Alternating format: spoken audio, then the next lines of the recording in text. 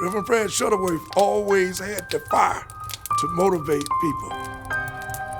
I am not going to compromise with segregation anymore. He always told us, trust in the Lord and he'll take care of you no matter where you are, especially if you're doing good. It was time to stop being passive and become aggressive.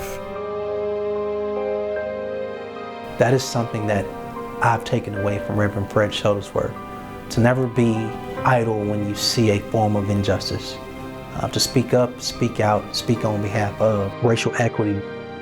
The central truth of the South was segregation, white supremacy, and part of this sort of ignoring it, like it's not a problem. Secondly, it's not a problem that concerns us. But it really gained its power from where it was institutionalized and systematized. And so when you institutionalize it, everyone is responsible, but no one's responsible. Everybody had up till 63 made some compromise with segregation. Fred said, I am not going to compromise with segregation anymore. I'm going to live in an integrated United States of America, or I'm not going to live at all. It was that clear for him.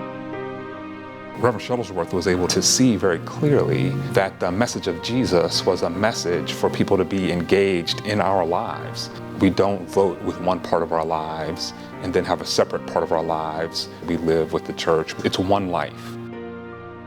Fred Shuttlesworth came into view for me. I was just amazed at his unshakable faith and his willingness to put himself on the line, to risk everything for freedom, and to do so without compromising who he fundamentally was. Make sure that you do all you can in thought, word, and deed to please God. I know my dad was in danger every time he left the house. I knew that something like that happening to Reverend King could also happen to my dad. He was always willing to make a leap. Sometimes it appeared to be a little crazy.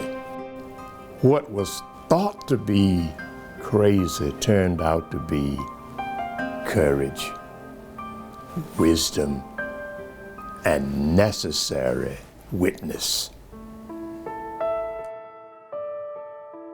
Fred Shuttlesworth helped set the stage for the demonstrations in which Connor then, through his reaction, did a great favor to the civil rights movement. Connor was born in Alabama in 1897. He was born at the height of lynching. He grew up with the resurgence of the Ku Klux Klan. Racism permeated everything in American society, from literature to entertainment to science to advertising. He came of age in a very racist nation.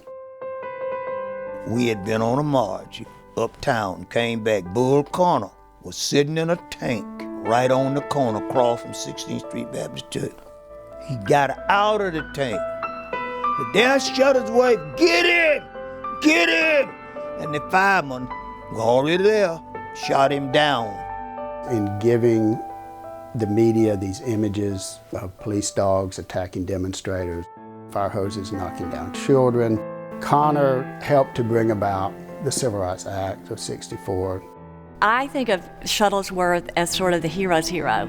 Everybody in the movement knows about him, and everybody respected him somewhat grudgingly, the way that heroes are respected, because they shine a spotlight on what everybody else is not doing. And that was Shuttlesworth's role. He was like fighting this incredibly dangerous bulwark alone and often in obscurity.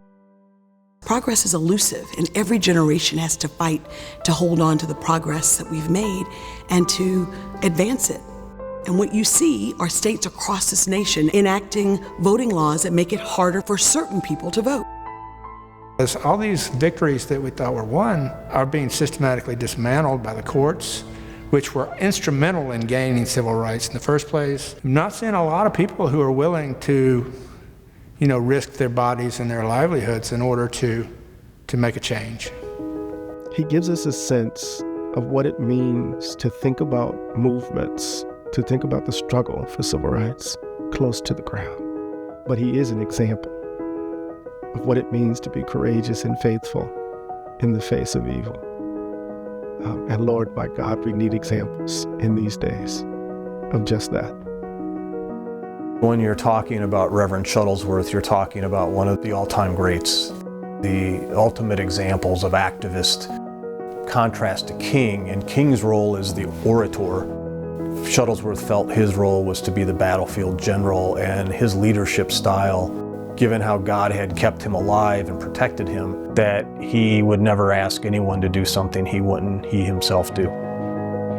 His legacy is the truth.